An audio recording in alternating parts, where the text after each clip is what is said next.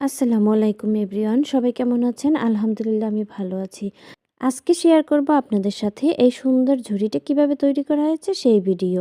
প্রথমেই বলে রাখি এই ঝুড়িটি আমি তৈরি করিনি, আমার মা তৈরি করেছে। আর কিভাবে তৈরি করেছে চলুন দেখা যাক।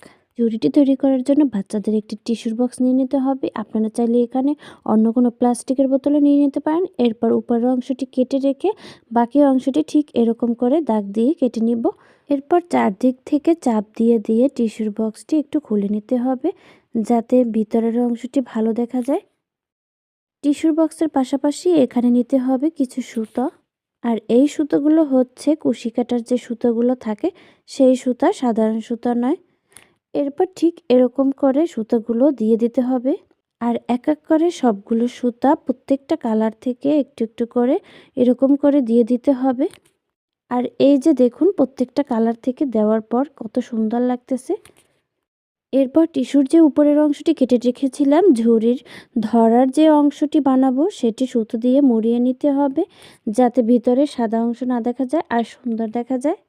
এরপর 3টি শলা নিয়ে নিতে হবে আর শলা 3টি একসাথে করে সুতো মুড়িয়ে নেব। এই যে শলাটিতে সুতো পেঁচানো শেষ, এবার জুড়ির যে সাইডের অংশটি আছে সেটিতে সুতো পেঁচানো শলাটি দিয়ে ভালো করে সেলাই করে আটকে দেব, যাতে সাইডের অংশটি সুন্দর দেখা যায় আর মজবুত হয়। চারপাশ সেলাই করা হয়ে গেছে শলা দিয়ে। এই যে দেখুন কত সুন্দর লাগতেছে। এরপর ঝুড়িটি ধরার যে অংশটি সেটি সেলাই করে নিতে হবে বড় একটি সুইয়ের সাহায্যে। 2 সাইড থেকে সেলাই দিয়ে দিতে হবে। দুটো সাইড সেলাই করে দিলেই তৈরি হয়ে যাবে এই সুন্দর ফল ও ফুলের ঝুড়ি।